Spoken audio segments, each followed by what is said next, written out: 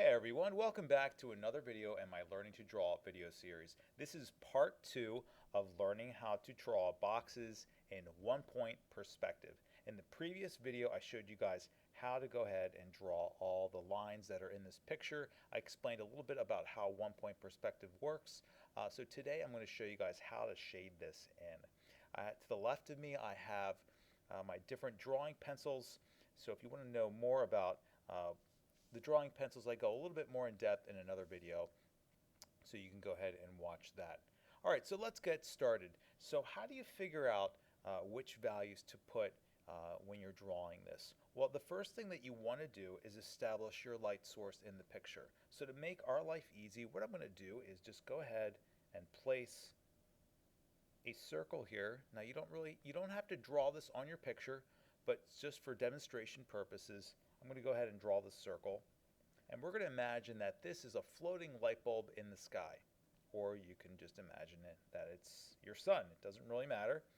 And this is going to emit light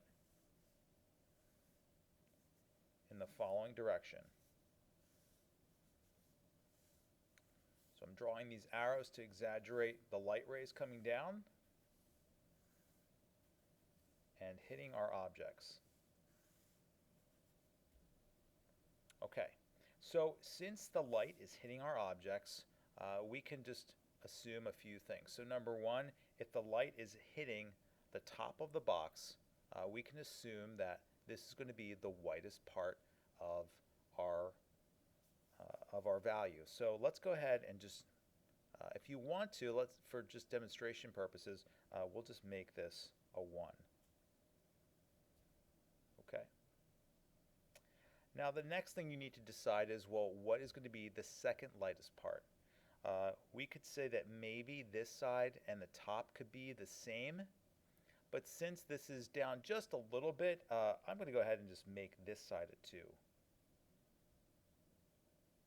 So the top of the box, because it's getting hit directly from the top, we'll say that that's the lightest. And this side, they are getting pretty direct sunlight, maybe not as much as the top. So we're just going to make the number 2 just on this side. So anything that's to the right of our boxes, so if we look at this side of our box, to the right of that box, which is this side, okay, now obviously we can't see this side or this side, which is to the right of our box. All right, so what would be the next darkest value? That would actually be the front of the box. So the light is coming down, but it's not really getting any direct light. So the light is hitting the top and the side, but it's not really getting any direct light on the front. So this would be number 3. So you don't have to mark these, but just for demonstration purposes and to help you guys follow along, whatever is a 3 is going to be the same value. Okay, let's put a 3 over here on the front of this box. All right, let's go to our next darkest value.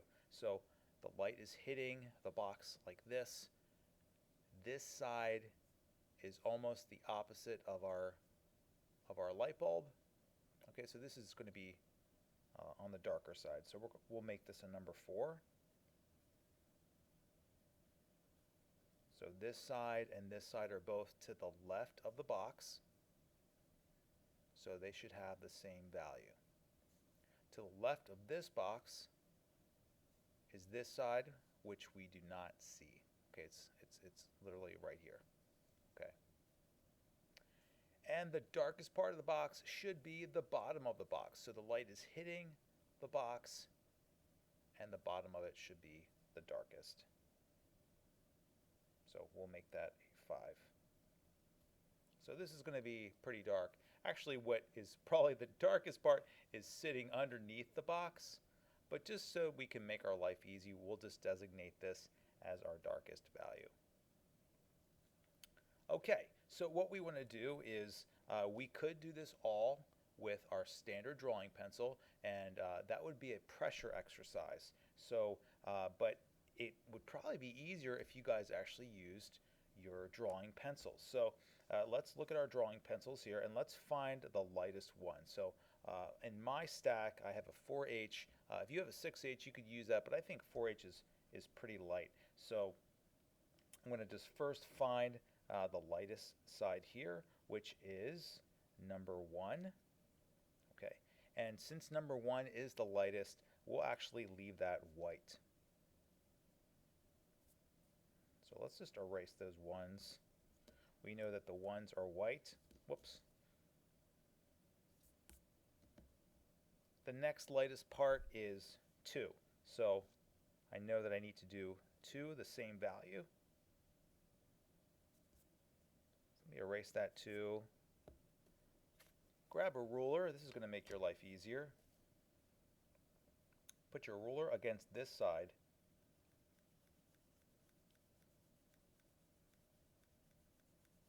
And start to shade your box. I think it's helpful when you shade to follow the lines of perspective, so that as you're drawing your lines, these lines are actually going to be pointing to that vanishing point. Some instructors would say that that's not necessary, and that's fine. But if you're going to show a little bit of your marks, then having these lines going in the direction of the vanishing point can help. What you could also do just to help is I'm holding my pencil just on the edge.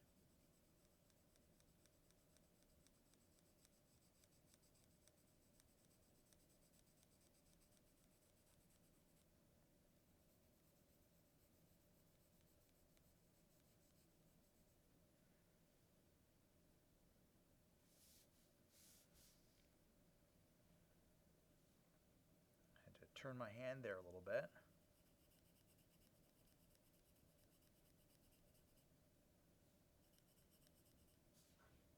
And that side's done. Let's go ahead and do the other side. Let's move my paper over so it's a little bit more in the middle here for you.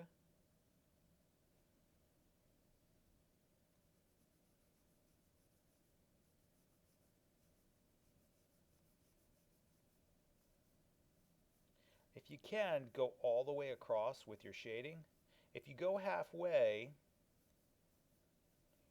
what could happen is you'll have an overlapping of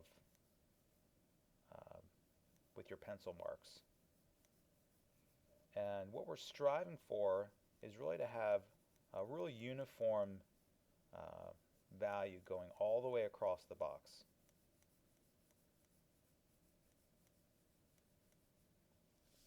Now to help me here, I'm going to turn this a little bit on its side. This way the natural stroke of my movement with my hand is being helped out.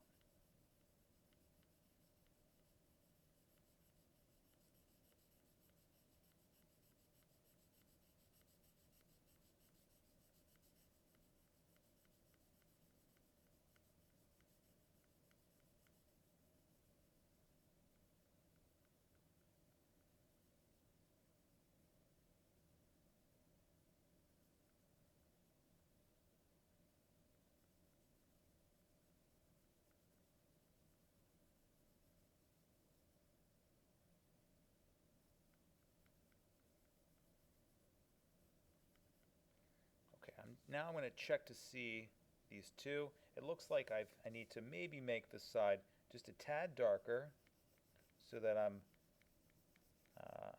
about the same as that side. If I have a little bit of overlap happening there, that's okay. I was using my ruler before, but we can actually use our eraser to erase some of that overlap. So I'm just showing you some different ways of doing this. Ultimately, you should find a way that's comfortable for you.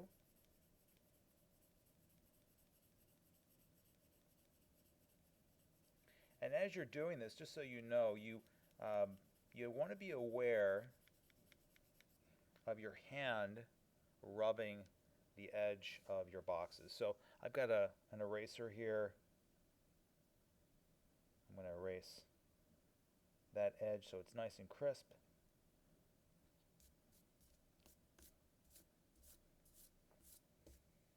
Okay, and that looks. What I'm going to do is actually I'll wait to almost I'll get a chunk of this erased, but when I'm done and I'm ready to really just make sure it looks nice and crisp, I'll do a once over once all my boxes are done. Okay, so number one, we're leaving white. Number two, we're doing with, I'm choosing a 4H, sorry, I'm choosing a 4H pencil. Next, we're going to want to do our number three. So we want to move up in the scale. So for that, I'm going to choose an HB pencil, which is right here. So everywhere you see a 3, which is the front of the box,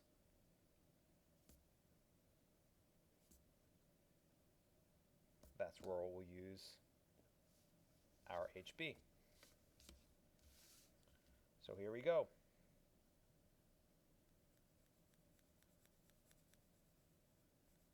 So for this, we can just do shading straight across. We don't have to worry about, as we did here, us changing lines. So this is going to be a medium value on the front.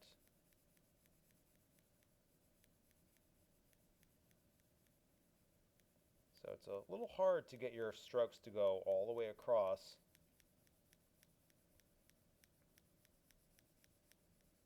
And have it perfectly aligned to the edge. What we could do is flip this over, put your ruler on this side,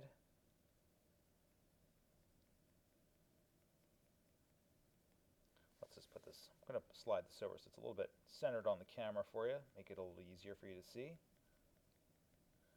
And I'm going to try to fill in all that middle area that's there.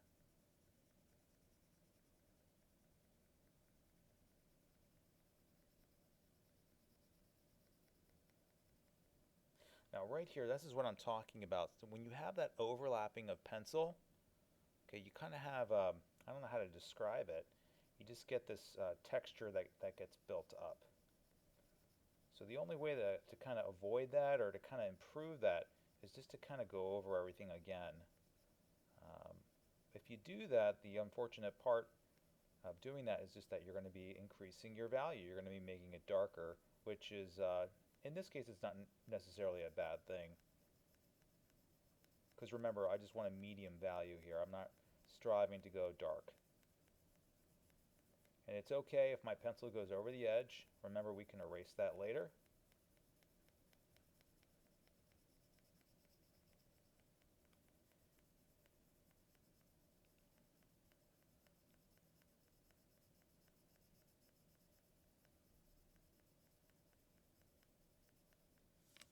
Okay, grab your eraser.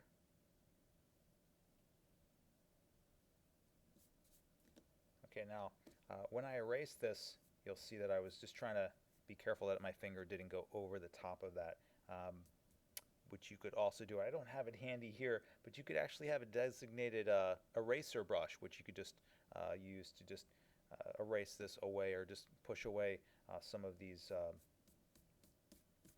extra marks that are here. Okay. So make sure that the edges, to make this look good, we want to make sure that that edge is nice and crisp. So I'll do one final pass over with my pencil. Let's go to the other side. Use my ruler here.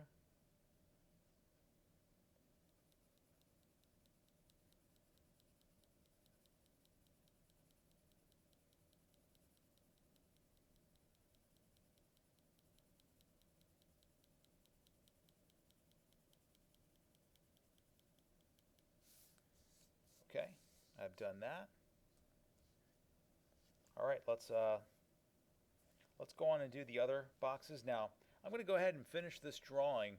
If you want to go ahead and speed this up, I would recommend that you guys go ahead and just change the speed on this, or feel free to just kind of scroll through until I finish the front of the boxes. But if you like the process of just watching me work, then go ahead and leave it on this speed.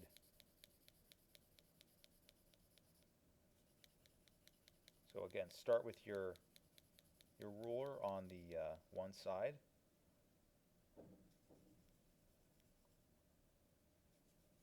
Just as a reminder, I'm using my HB pencil for the front of my boxes.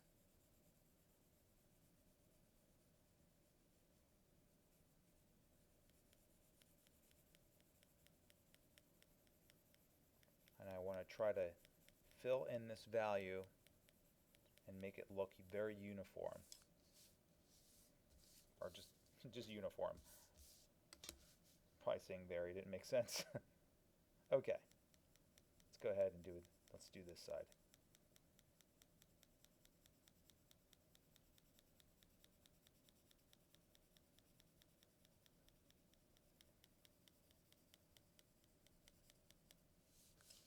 All right, that looks pretty good. It looks like I don't even need an eraser to help this out, so I'll wait. I'll wait till later to do that, to clean it up. Let's do the front of this box.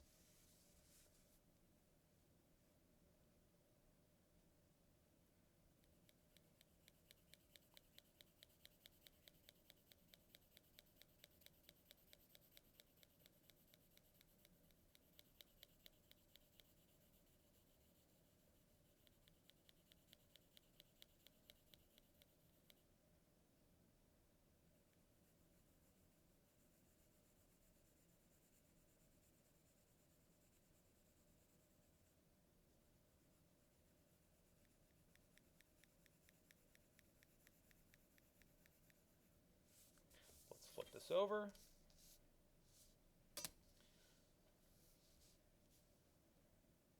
And feel free to move your paper around so that the way that you're moving your pencil just feels natural to you. I mean, you don't want to be, if you do this, you're kind of fighting just your the physics of what your arms can do.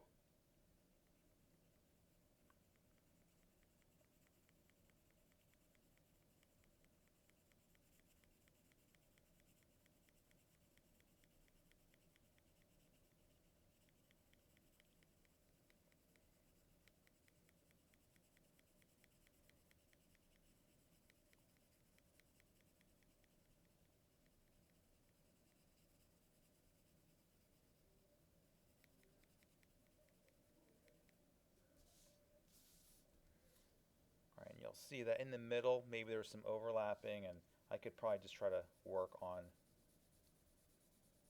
making this a little bit more uniform.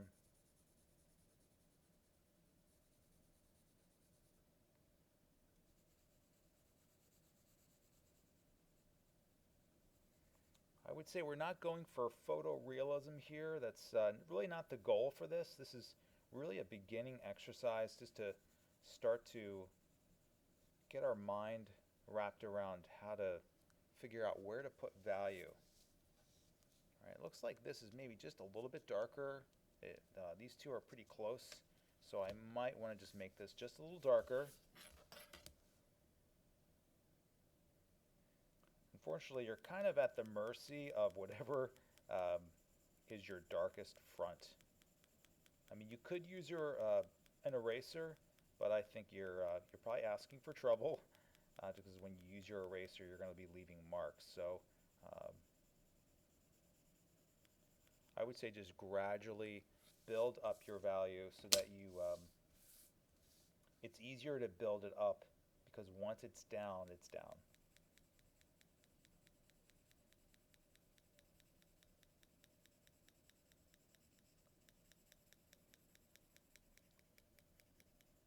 And to help the pencil self-sharpen, what you want to do is as you're shading, just kind of turn the pencil.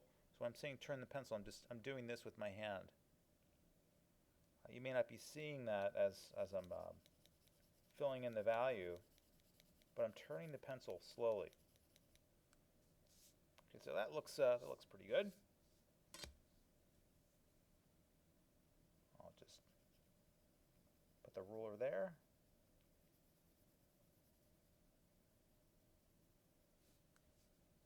Okay, one more to go. I appreciate you guys hanging in with me as I do this. Like I said, if I'm taking too long, go ahead and just scroll through the video until I finish the front of these.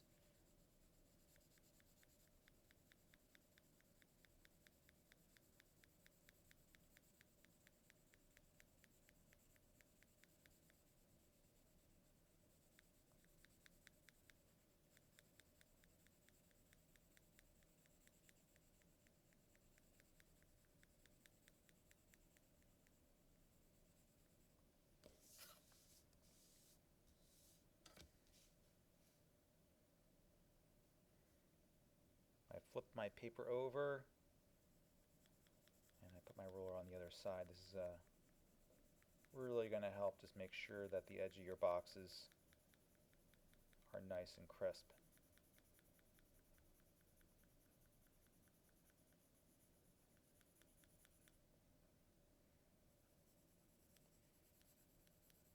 Alright, so I just want you to see how, unfortunately, I'm a victim of what I said earlier. I have that pencil overlap that's happening here, which is kind of, fortunately, it's kind of messing with this being uniform, but that's okay. I just want you to kind of just realize what could happen when you do that, and um, just kind of figure out what your goals are. So this is a beginning exercise for us, but if you're going for a lot of realism, just be aware that when you have that pencil overlapping happening, it'll just kind of create that texture, that natural texture that's there. Okay, let's put this down. All right, so we have a few more sides left. So we have our next darkest value, which is here, the 4, and then the darkest value, which is 5, which I'm saving for last. So let's go ahead and choose our next darkest value. So we had an HB before. Now I have a 2B, which is here, or a 4B. So I think you can go with either one, but let's go ahead and just let's start with the 2B and let's just see how dark we get here. I might want to change. I might change my mind. Let's just quickly see what this is going to look like for us. So that's pretty dark.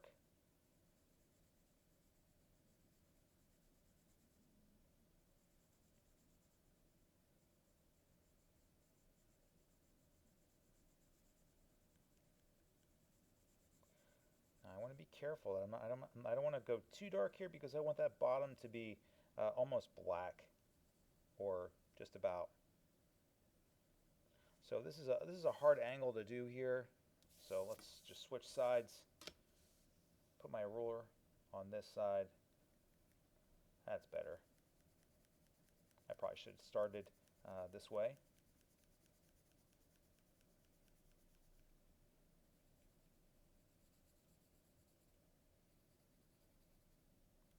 All right, so this is looking pretty uniform right now.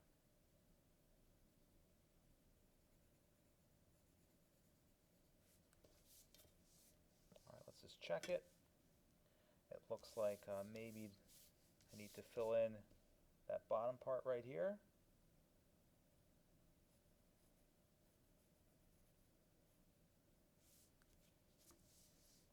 Okay, that looks pretty good. We have this side to go.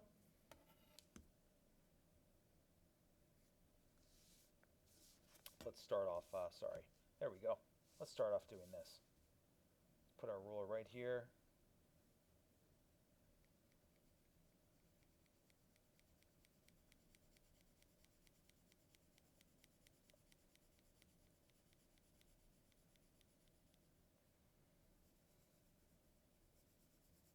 So this method works pretty well for me.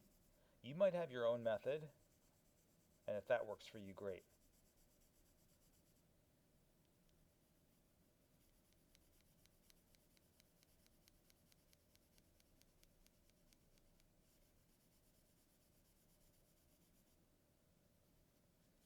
Okay, let's flip our side over.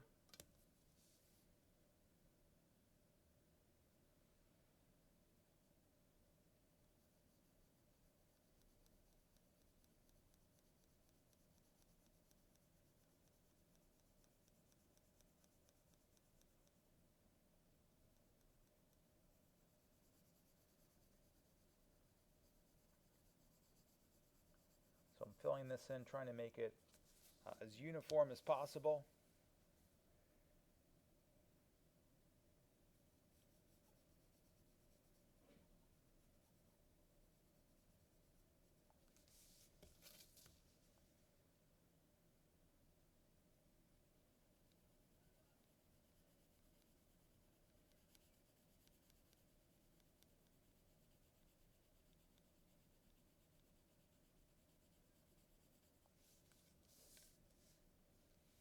Okay, and we have one more to go. And for that one, I'm going to use, if you have it, I would use either a 6B or you could use this ebony pencil. Let's try the ebony pencil just to see how dark this is going to go. So I'll start this ebony on this side. So let's get our ruler going this way. Because of how thick this is, I'm actually not putting my ruler right up against there. I'm actually going to pull it back just a little bit, because you'll see that as the tip hits the ruler, it's not even hitting. It's not even going right up against that. Let's do this first. Let's just mark it. There. I might need to back the ruler off just a little bit. And this is getting pretty dark now.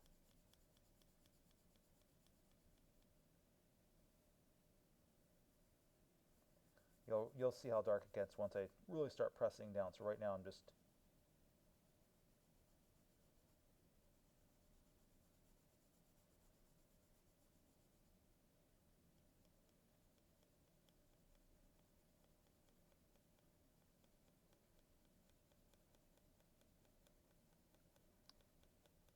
fill this in with patience. Take your time.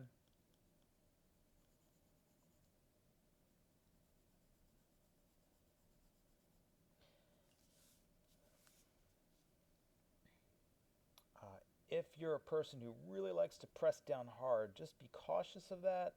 Right now, I am putting a decent amount of pressure on this, but if you put a lot of pressure down, what's going to happen is this is going to start to get shiny, because what you're going to be doing is you're going to burnish the paper.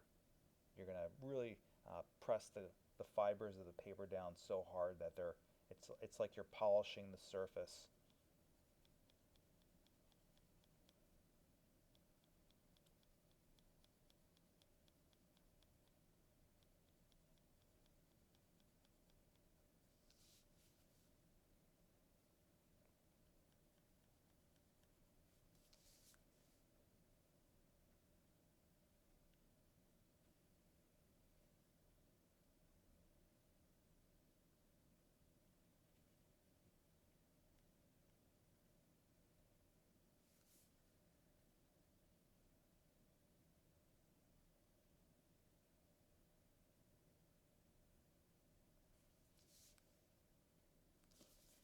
One more left. Let's just check that side.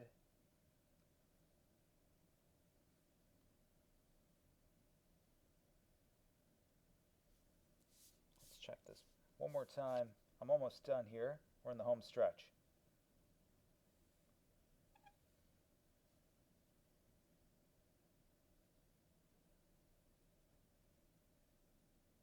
And since this is so dark, I can actually go in multiple directions here. All right. I could definitely go further with this. If you're looking at this one, you can see how there's some texture that's there. So for those of you who want ultra realism, my advice would be just make sure that you have sharp pencil tips, so that way when you go ahead and fill in your value here, it'll make it look much more uniform. But this is just an overall way of doing this. When you're done, you can take your eraser, check your edges, make sure that you've gotten rid of your crisscrosses. I have some fingerprints here, but what you could do is you could take another piece of paper. This is a nice drawing piece of paper, but just get a piece of scrap paper, so that while you're working, if you're turning your ruler and whatnot, you could put your hand under there, because sometimes when you're working, the bottom of your hand might actually get some of the graphite and then spread it around. So just for the sake of the demonstration, so that it would look better on the camera, I avoided using the scrap paper, but I would definitely put the scrap paper down just to kind of help keep things look much cleaner. So I'm erasing all my lines here.